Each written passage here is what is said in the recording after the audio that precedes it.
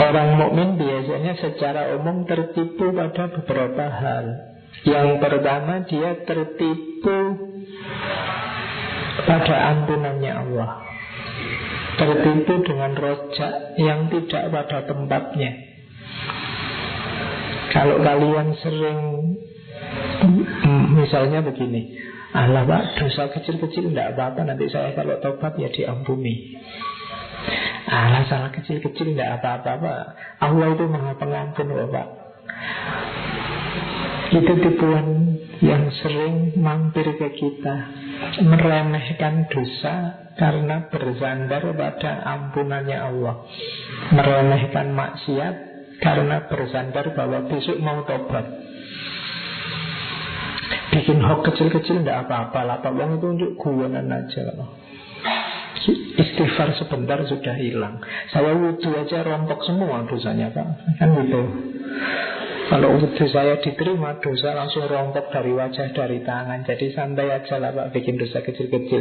Saya itu kalau istighfar nggak ada dosanya, kurang mantep Pak. Ya kan, biar istighfar saya mantep ya, ada dosanya kecil-kecil dikit-dikit, itu kan bisa lebih mendalam Pak. Itu ketertipuan pertama, katanya Ghazali. Katanya Ghazali, rojak tambah didahului amal pasti tipu daya. Karena rojak itu fungsinya tidak di awal. Rojak itu fungsinya adalah menyejukkan rasa takut dan putus asa. Kalau kamu sedang galau, sedang mau putus asa, di situ rojak bermain, bukan di awal. Kalau sudah usaha maksimal, tinggal nunggu nilainya keluar apa hasilnya keluar, di situ rojak dihidupkan. Kalau sebelum usaha sudah rojak, biasanya males-malesan. Karena tenang aja, kalau Allah bantu ya pasti jalan. Itu sumbernya males-malesan. Rojak itu untuk, aduh saya kok sudah berusaha keras, rasanya hasilnya kok tidak maksimal ya, tapi insya Allah Allah membantu kok. Itu rojak. Jadi tidak untuk menyepelekan dosa kecil atau besar. Jadi para mukmin hati-hati, ya Allah itu maha pengampun, ampunannya jauh lebih luas dari dosamu, tapi jangan disepelekan. Karena kalau disepelekan, kamu merasa selamat padahal tidak. Kamu merasa diampuni padahal tidak. Itu yang disebut kita termasuk minal maghrurin, orang-orang yang tertipu. Ketertipuan mukmin yang pertama. Ketertipuan mukmin selanjutnya, katanya Ghazali, banyak juga umat Islam yang bersandar pada statusnya, antara lain termasuk pada orang tuanya. Di situ orang tuaku kan orang soleh, insya Allah aku juga selamat kayak orang tuaku. Aku kan muslim, insya Allah aku lebih selamat daripada yang kafir. Ini bersandar pada status. Dirinya lebih selamat karena orang tuanya bertakwa atau karena status-statusnya yang lain. Ini ketertipuan selanjutnya dari seorang mukmin. Bapakku kan ustadz, berarti disayang Allah. Kalau bapakku disayang Allah, kan aku juga pasti disayang. Wong kalau orang menyayang seseorang, itu kan semua yang berhubungan dengan orang ini kan juga disayang. Berarti aku juga ikut disayang. Nah, itu ketertipuan mukmin yang sering terjadi selanjutnya. Aku kan muridnya ustadz itu. Kalau Allah sayang sama ustadz itu, pasti juga Allah sayang padaku. Karena aku pengikutnya, aku kan followernya. Nah, itu bersandar pada kebaikan orang tuanya, gurunya, atau orang-orang yang dia percaya. Jadi mumpung ini belum puasa, kita bersih-bersih diri dulu, bersandar pada kebaikan orang lain, tidak pada amal perbuatannya sendiri. Oke, terus orang mukmin juga sering tertipu karena merasa amal baiknya lebih banyak. Ini penyakit kita hampir semua. Kalau kamu tak tanya kamu orang baik apa enggak, jawabanmu yakin kamu bilang saya orang baik kok Pak, tenang aja. Lu apa jaminannya kamu orang baik? Apa menurutmu yakin amal baikmu lebih banyak dari amal burukmu? Kamu pernah mengkalkulasi enggak?